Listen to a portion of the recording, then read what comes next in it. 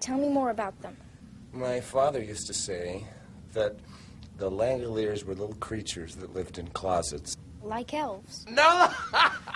Don't be ridiculous.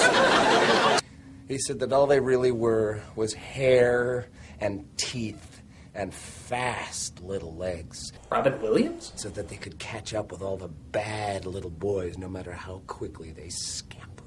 Stop it. You're scaring her. Yeah, you're scaring the little girl! Scaring the little girl?!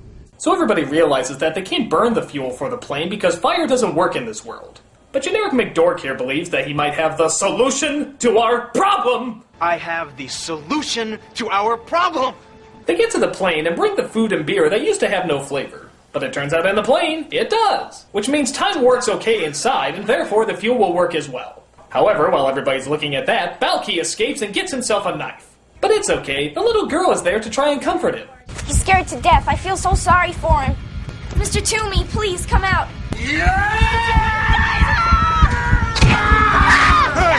Well, you know that's really scaring the little girl. Scaring the little girl?!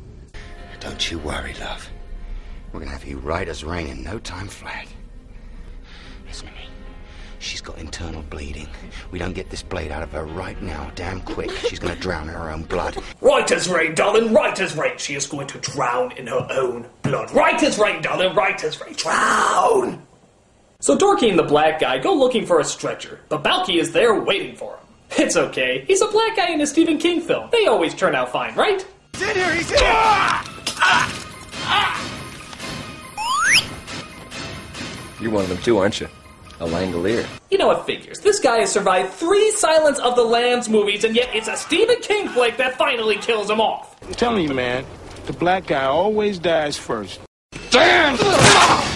But the dork knocks him out with a toaster in the bag, and the Brit decides whether or not he should kill him. But then he remembers how the blind girl told him to leave him alive, so that's exactly what he does. He doesn't tie up his hands or anything, he just sort of lets the psychotic killer sit there until he wakes up. What secret idiot service did this guy work for again? But, get this, the girl, even though she's been stabbed, uses her psychic powers to make Balki believe she's really there. Hurry, Craig. Now stand, Craig. Stand.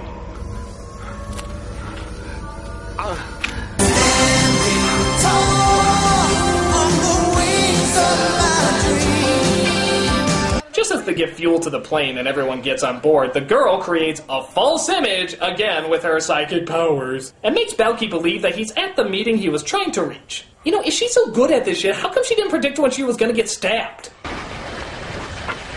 It's Mr. Toomey! Hey, nanny, nanny, nanny, hey, nanny, nanny, nanny. Never mind him right now. We're all out of time. So he makes it to the meeting and finds that Stephen King is there to give his blessing to this shitstorm of a miniseries.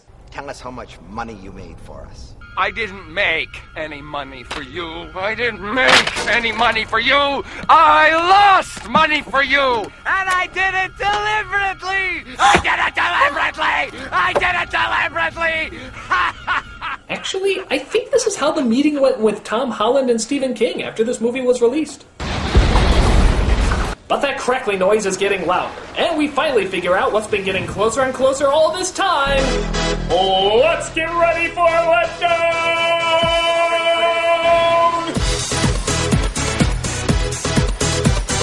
Yep, this is what we've been building to all this time, people. Some of the worst CGI you'll ever see in your entire life.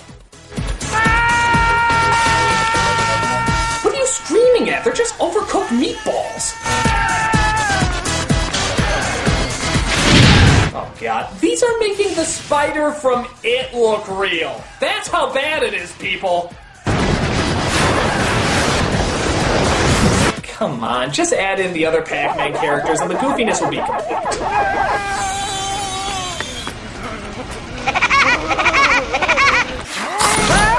I'll be good if you just say thank you.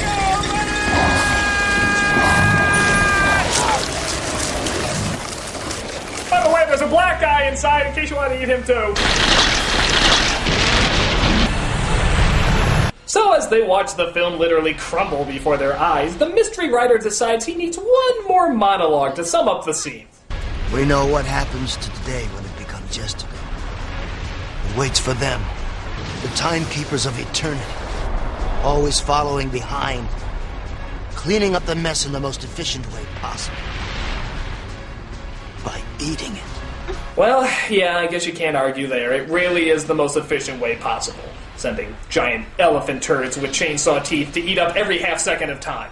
Boy, God must have been really fucking baked when he came up with that idea. And thus, when all time passes, you will see giant ape testicles that eat up the world like a tuna sandwich. Sorry, could you repeat that? Write it down! So as time is eaten up by killer ski balls, the plane tries to retrace its tracks and make it back to the time rip. What does a most secret classification mean when you've just seen a bunch of killer cannonballs rolling up the world? Well, gee, when you put it like that, it sounds incredibly fucking stupid. We see that Dinah finally dies on the plane. I guess a stab in the lungs takes longer than a stab in the back to take effect. And they finally reach what they've been looking for. Ladies and gentlemen, we have found what we were looking for. It appears to be a sky Gina. Okay, here's my question. Were the pilots who were originally flying this plane taking a look at that thing and saying, yeah, we want to go through that? Seriously, why would they aim for this thing? Wouldn't they consider the safety of the passengers first? Hey, Frank, look at that. Is that a sky Gina? Yeah, that's a sky Gina. Isn't that awesome? It's totally awesome. It's so awesome. You dare me to go through it? Yeah, I'll dare you to go through it. I'm totally dare you to go through it. Go through it, man. I'm going through it. It's going to be awesome. Oh, this is the best idea I ever had. But the mystery writer points out that they were all asleep when they went through it the first time, and so they all have to be asleep to get through it again. So they decide to put the pressure up to knock everybody out, but there's still another problem. One of us will have to stay awake to turn the pressure up just before we fly through the rip. So one of us will have to die. Not it. Actually, the British guy decides to sacrifice his life. I guess he's knocked off so many other people, it only seems fair. So everybody gets knocked out and he flies the plane through the rip. I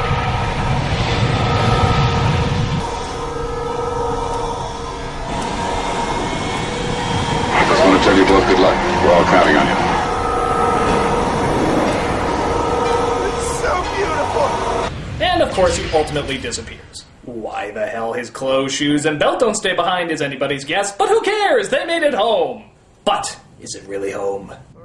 But what do you see out the window? Nothing. Nothing at all. Oh, except for the obvious moving cars down there. Oops. They land the plane and everything seems deserted. But that's because they realize that time is catching up with them. Daddy! New people! Look at the new people! Did you hear what she said? Yes. Is that who we are? The new people? Are we the new people? Are we the new people? Are we the new people? We are! We are the new people! And the only way new people can celebrate is by doing a stereotypical freeze frame! Yeah!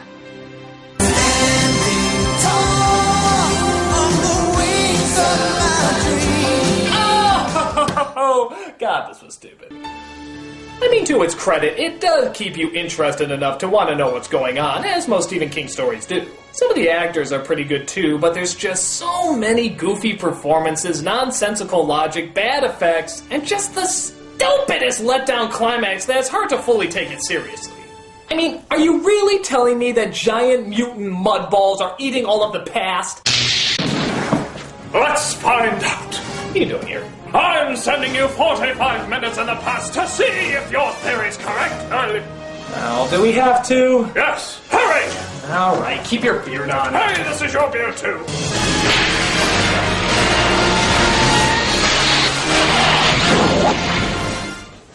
Everything seems to be okay. Yes, Shit. Yeah, I thought we were supposed to eat 2:30. We were supposed to eat 2:30. Well, maybe it was supposed to be 2:35. No, I'm pretty sure it was 2:30. It was supposed to eat 2:30.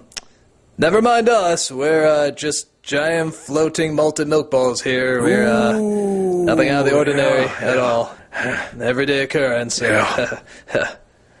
No, man, the sky giant is going to be pissed. I'm blaming you. Rise and fall.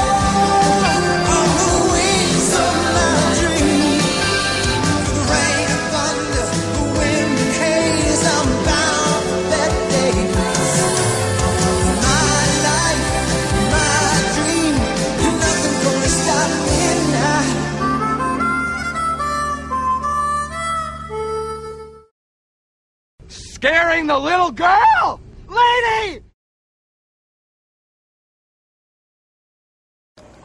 Hey, you guys, since you've been so nice and waited after the credits, we have a special little thing for you. The That Guy with the Glasses Volume 2 DVD is coming out. It has all sorts of good stuff. It has a new Ask That Guy, a new bum review of Scott Pilgrim vs. the World, a new How to Be a Pirate, and two nostalgia critics, 2 new ones. Yes, that's right. It has a review of a video game, but you have to get it in order to say what video game. And it also has a review of Reefer Madness, a classical film. It's wonderful, wonderful. But why am I telling you this? I'm telling you this because you stayed after the credits. You're good viewers. You can pre-order it now. That's right. Pre-orders start March 16th, and we'll ship them out March 27th. That's right. You get to see them before anyone else can see them. It's unbelievable. Now, when the DVD actually does come out, we'll have a commercial. We'll let you know. But this is for the people that actually waited till the end credits because you're so wonderful. You're so wonderful. I love you so much. So go. There's a link under there. You can get it. Go. Or you don't have to. Yes, you do. Go now!